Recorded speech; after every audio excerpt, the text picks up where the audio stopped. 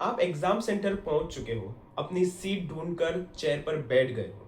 सामने computer screen on है, आपका हाथ माउस पर है और स्क्रीन पर टाइमर बस शुरू ही होने वाला है। और अचानक आपके हाथ ठंडे पड़ने लग जाते हैं।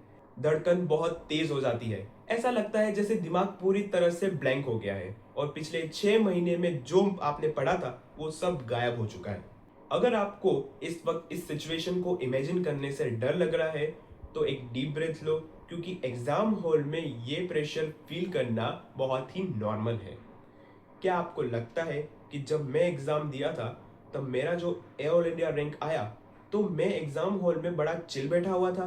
बिल्कुल भी नहीं। उस कंप्यूटर स्क्रीन के सामने मेरी धड़कन भी उतनी ही तेज थी जितनी आपकी होगी। एग्जाम हॉल का डर किसी की नॉलेज नहीं देखता, वो सबको बराबर हिट करता है। डर लगना फेलियर का साइन नहीं है, ये इस बात का प्रूफ है कि आपने साल भर मेहनत की है और आप इस एग्जाम को लेकर सीरियस हो। लेकिन उस डर को अपने ऊपर हावी ना ही होने देना है। यही एक टॉपर और एक एवरेज स्टूडेंट्स के बीच का डिफरेंस बन जाता है। आज इस वीडियो में मैं आपको एग्जैक्टली बताऊंगा कि एग्जाम शुरू होने के पहले 15 मिनट से लेकर आखिरी मिनट तक उस प्रेशर को एक्चुअली कैसे हैंडल करना है। बिना पैनिक किए उस कंप्यूटर स्क्रीन के सामने अपने दिमाग को शांत रखकर अपना बेस्ट परफॉर्मेंस कैसे बाहर निकालना है। पूरा ध्यान यहाँ रखना, क्योंकि ये वीडियो एग्जाम हॉल में आपकी सबसे बड़ी स्ट्रेंथ बनने वाली है। जैसे ही स्क्रीन पर टाइमर स्टार्ट होता है, हमारी सबसे पहली इंस्टिंक्ट होती है जल्दी से क्वेश्चन नंबर 1 पढ़ो और सॉल्व करना शुरू कर दो। और यहाँ पर सबसे बड़ी गलती होती है। मान लो आपने पहला क्वेश्चन देखा और वो यूनिट 1 का सबसे कॉम्प्लेक्स न्यूमेरिकल निकल गया, तो आपसे नहीं हो रहा है तो क्या होगा? आपका कॉन्फिडेंस पहले ही 2 मिनट में जीरो हो जाएगा और वहीं पैनिक मोड एक्टिव हो जाएगा। इसीलिए मेरी इस बात को दिमाग में बैठा लो। एग्जाम शुरू होने के पहले 5 से 10 मिनट आपके ब्रेन को सेट होने दो। इन स्टार्टिंग मिनट्स में आपको डायरेक्टली किसी क्वेश्चन पर अटैक नहीं करना है। आपको एक डीप ब्रेथ लेनी है और पेपर को ऊपर ऊपर स्कैन करना है। सीधे अपने कंफर्ट जोन को ढूंढो। जैसे अगर आप पार्ट सी पहले अटेम्प्ट कर रहे हो तो जल्दी से स्क्रॉल करके सिर्फ उन क्वेश्चंस को ढूंढो जिसमें आपकी स्ट्रॉन्ग यूनिट्स के कीवर्ड्स हैं। जब आपका दिमाग 3 से 4 ऐसे क्वेश्चंस देखेगा जिन्हें देखकर लगता है कि अरे वाह, ये तो डेवलपमेंट बायोलॉजी का पाथवे है जो मुझे आता है, ये ग्राफ तो मैंने पढ़ा हुआ है, तो आपकी हार्ट बीट ऑटोमेटिकली नॉर्मल हो जाएगी। आपके ब्रेन को उस स्ट्रिक्ट एग्जाम एनवायरनमेंट और कंप्यूटर स्क्रीन के साथ एडजस्ट होने में टाइम लगता है। वहां जल्दबाजी मत करो, खुद से बस एक लाइन कहो, पेपर बहुत लंबा है, क्वेश्चन में चॉइसेस बहुत है और मेरे पास इन्हें आराम से ढूंढ कर सॉल्व करने का पूरा टाइम है।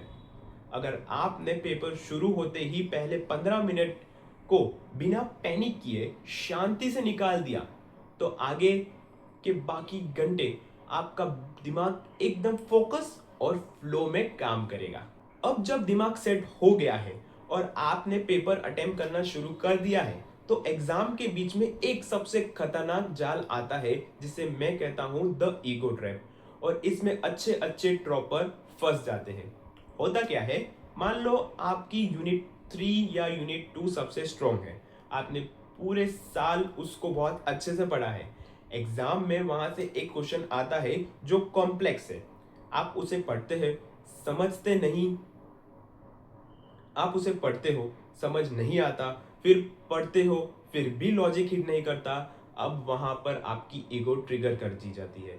ऐसा कैसे नहीं बन रहा ये क्वेश्चन, मैंने तो दिन रात पढ़ के ये यूनिट को पढ़ा था, तो मैं इसको सॉल्व करके ही रहूंगा। और इस जिद के चक्कर में आप एक सिंगल क्वेश्चन पर 8 से 10 मिनट बर्बाद कर देते हो। रिजल्ट क्या होता है? टाइम निकल जाता है, प्रेशर डबल हो जाता है और घबराहट में नेगेटिव मार्किंग हो जाती है। मेरी एक बात हमेशा याद रखना, सीएसआई नेट के एग्जाम में क्वेश्चन सॉल्व करना आना से ज्यादा जरूरी यह है कि क्वेश्चन छोड़ना आना। एग्जाम हॉल के अंदर किसी भी क्वेश्चन से इमोशनल अटैचमेंट मत रखना।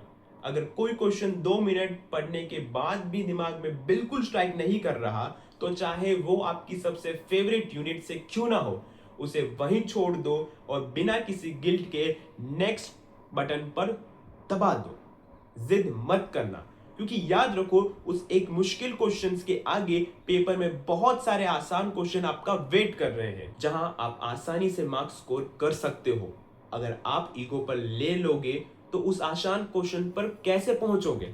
अब हम बात करते हैं सीएसआई नेट के उस सबसे बड़े पहाड़ की तरफ, जिसे देखकर आपका आधा प्रेशर वहीं बन जाता है, और वो है पार्ट सी। पार्ट सी में आते ही लंबे लंबे स्टेटमेंट वाले क्वेश्चन, जिनका पैराग्राफ देख कर ही डर लगने लगता है। लेकिन मेरी एक बात ध्यान से सुनो, पार्ट सी आपका दुश्मन नहीं है।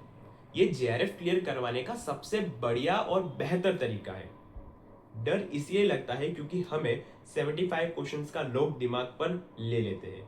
आपको एग्जाम में अपना माइंडसेट पूरी तरह से शिफ्ट करना है। पार्ट सी खोलते ही खुद को याद दिलाओ कि मैं यहाँ 25 क्वेश्चन सॉल्व करने आया हूँ, मैं यहाँ 50 क्वेश्चन रिजेक्ट करने आया हूँ। ये सिलेक्शन का नहीं, रिजेक्शन का गेम है। आपको एक इन्विजिलेटर बनकर उस 75 की भीड़ में से अपने पसंद के और आसान 25 क्वेश्चंस छांटने हैं। और सबसे पहले किन क्वेश्चंस को ढूंढना है? Match the following graphical questions को।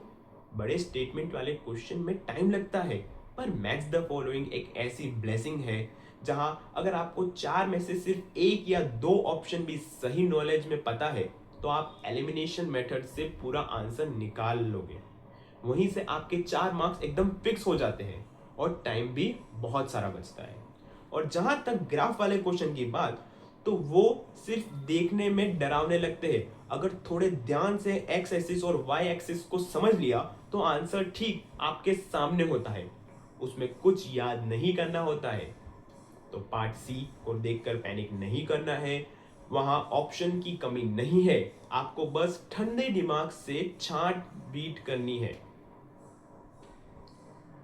आपको सिर्फ ठंडे दिमाग से छंटिंग करनी है और स्मार्टली 25 क्वेश्चंस उठाने हैं।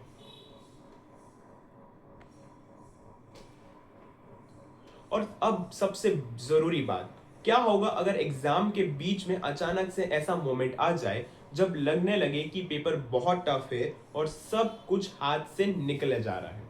दिमाग में पूरी तरह ब्लैंक हो जाओगे। अगर ऐसा कोई भी पैनिक अटैक उस चेयर पर आए, तो मेरी 60 सेकेंड रीसेट ट्रिक याद रखना। उस वक्त माउस को छोड़ दो, कंप्यूटर स्क्रीन से अपनी नज़र हटा लो, अपनी आंखें बंद करो और एक लंबी सांस लो और एक घुट पानी पी लो। अगले 60 सेकंड तक पेपर के बारे में कुछ मत सोचो। खुद को याद दिलाओ कि ये सिर्फ एक एग्जाम है, ये आपकी जिंदगी या आपके पोटेंशियल को डिफाइन नहीं करता। 1 मिनट का ब्रेक लेने के बाद आंखें खोलो और पेपर को जीरो से वापस शुरू करो। एक फ्रेश माइंडसेट के साथ आसान क्वेश्चंस को ढूंढो। एक सही आंसर आपसे क्लिक होगा और आपका कॉन्फिडेंस आपके उसी वक्त बूस्ट होने लग जाएगा। हमेशा याद रखना, आप इन 3 घंटों से और इस कंप्यूटर स्क्रीन से कहीं ज्यादा बड़े हो। आपने पिछले महीनों में जो मेहनत की है उस पर पूरा भरोसा रखो। रिजल्ट चाहे जो भी हो, आपको वहां बस अपना 100% देकर आना है, बिना किसी डर के। मुझे आप पर और आपकी मेहनत पर पूरा भरोसा है। शांत रहना, अपना ख्याल रखना और अपना बेस्ट देकर आना। All the very best and I will see you in the next video. जय हिंद।